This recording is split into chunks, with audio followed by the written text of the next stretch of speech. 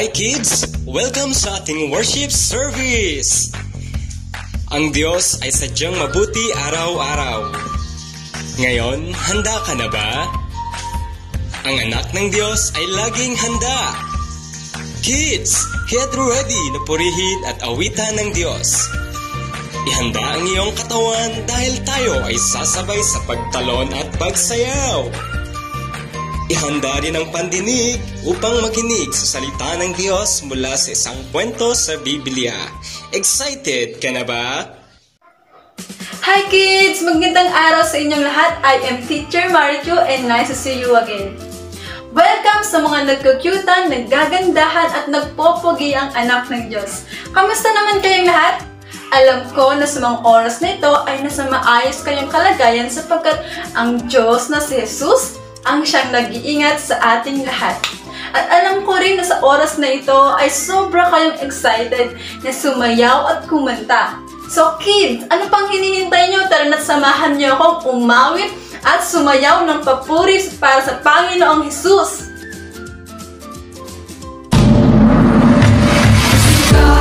To God be the glory. To God be the glory. To God be the glory. To God be the glory. To God be the glory. Great things He has done. So loved He the world that He gave us His Son. He yielded His life and atonement for sin, and opened the life gate that all may go in. Praise the Lord, let the earth hear His voice. Praise the Lord, let the people rejoice. Oh, come to the Father through Jesus the Son, and give Him the glory, great things He has done. To God be the glory. To God be the glory. To God be the glory, great things He has done. So loved He the world that He gave us His Son. He yielded His life and atonement for sin, and opened the life gate that all may go in.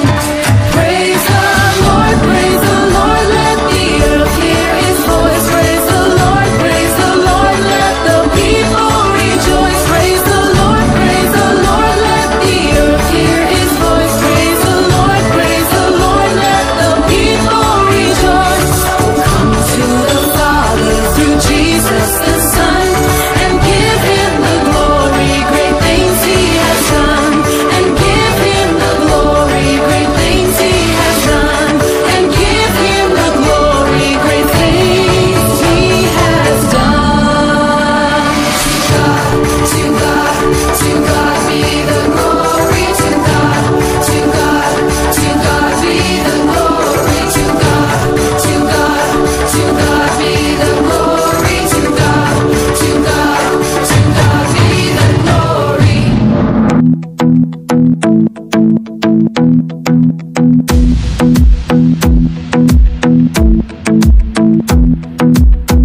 I like to think about the goodness of the Lord.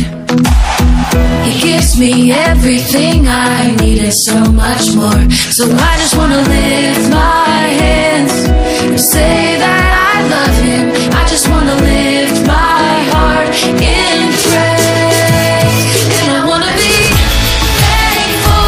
I want to be grateful. I want to remember everything that the Lord has done.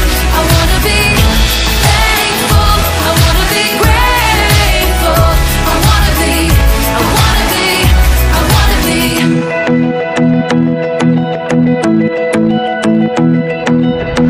I like to think about the goodness of the Lord.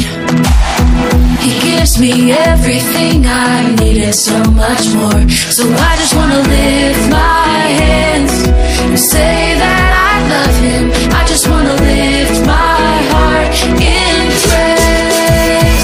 And I want to be thankful. I want to be grateful. I want to remember everything that the Lord has done. I want to be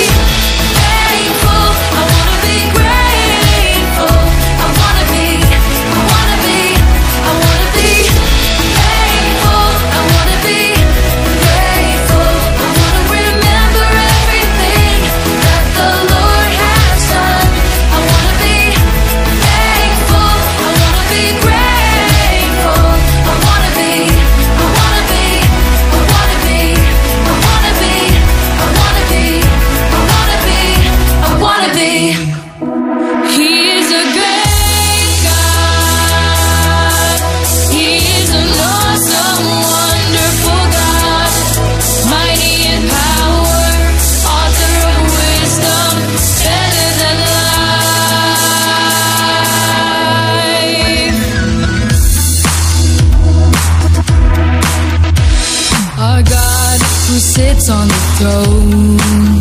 He will reign forevermore, and his kingdom will never end. Come on, let's worship the Lord. Every tribe confessing He's King, as we worship the name of Jesus. We will lift up our hands. We will rise and take a stand, 'cause He is the great God. He is an awesome, wonderful God, mighty in power, author of wisdom, better than life. He is the great God. He is an awesome, wonderful God, mighty in power, author of wisdom, better than life. And His kingdom shall reign forever. Jesus reigns, and His kingdom shall reign forever. Jesus reigns, 'cause He is a great God. He is an awesome, wonderful God, mighty in power, author of wisdom, better than life. 'Cause He is a great God. He is an awesome, wonderful God, mighty in power, author of wisdom, better than life.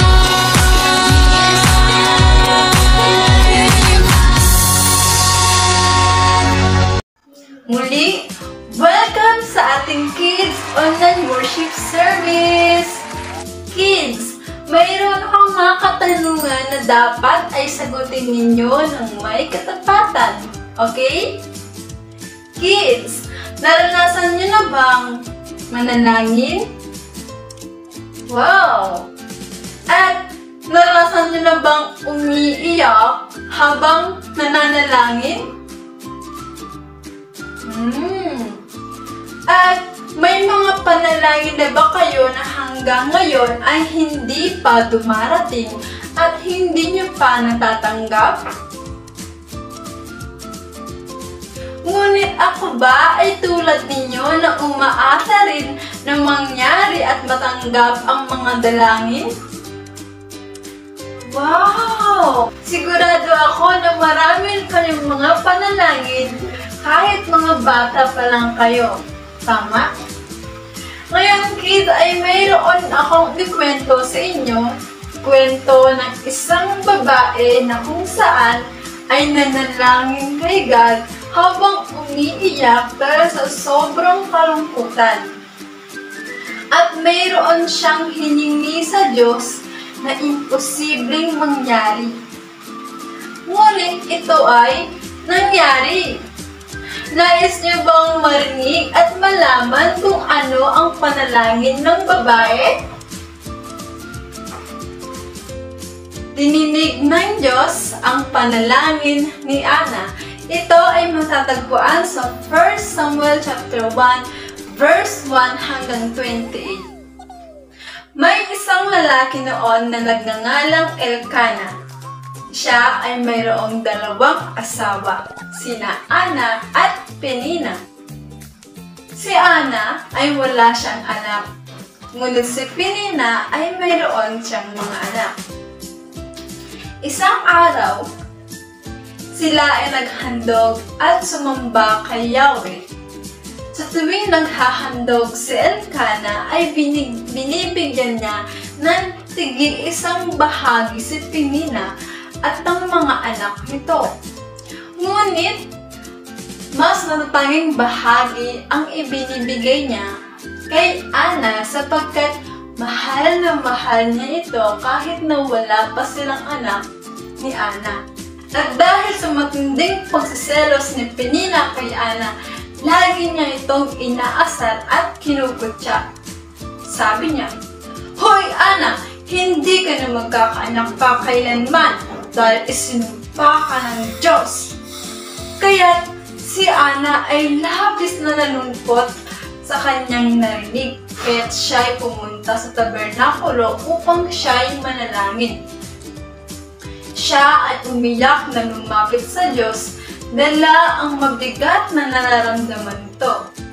Sabi niya, "Panginoon na makapangyarihan sa lahat, sana po ay bigyan mo po ako ng isang lalaki na siya ihahandog ko sa iyo habang buhay. At siya po ay maglilingkod sa inyo. At hindi ko po papaputol ang kanyang buhok." At siya ay nakita ni Eli na akala nito siya ay lasing. Sabi niya, "Tama na Ana ang iyong paglalasing. Magpakatino ka na." At si Ana ay sumagot, "Hindi po ako lasing. Ako po ay nananalangin sa Diyos. Idinudulog ko ngayon ang aking matinding paghihirap." Sabi ni Eli, "Lakasan mo ang iyong loob, Ana. Ang Diyos ang siyang tutugon sa iyong mga dalangin." At sabi ni Ana, "Nawa po ay magkatotoo nga ang iyong mga sinabi."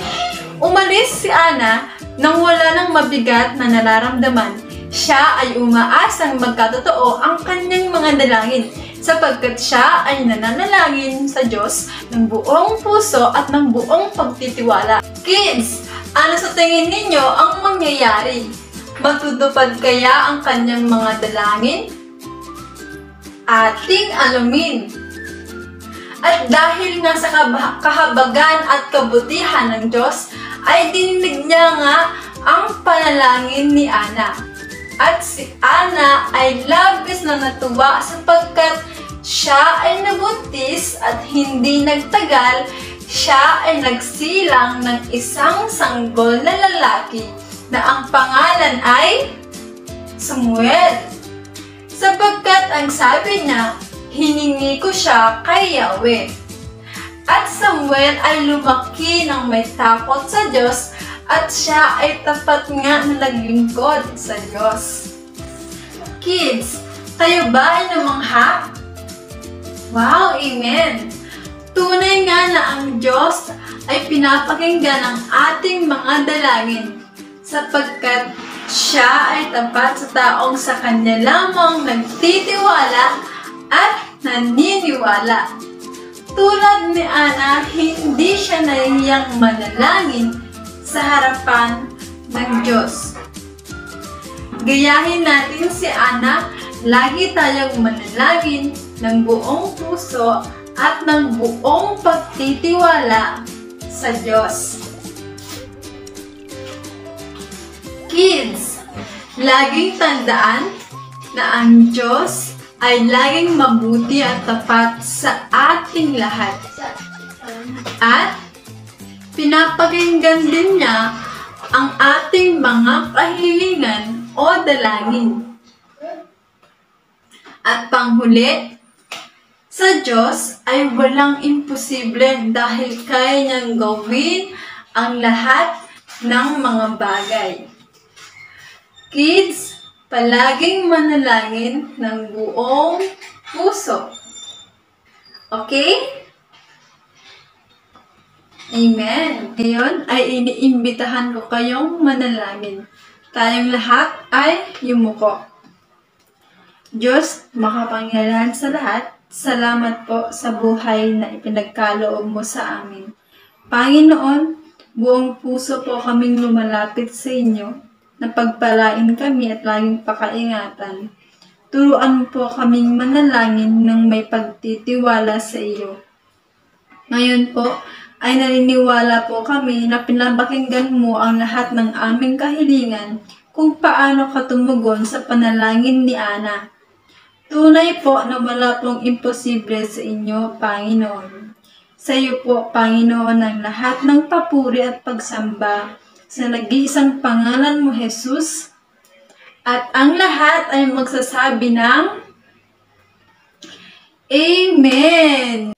Nawa kayo ay pakaingatan at alagaan ng Diyos. Sa susunod na linggo, muli tayong magkita-kita dito sa Kids Online Worship Service. At huwag po nating kalimutan na magdala ng i-invite o mga makakasama. Hanggang sa muli, kids. God bless! Kids, thank you for watching. See you all next week. God bless you. Again, this is Kids Church Online. Hanggang sa muli!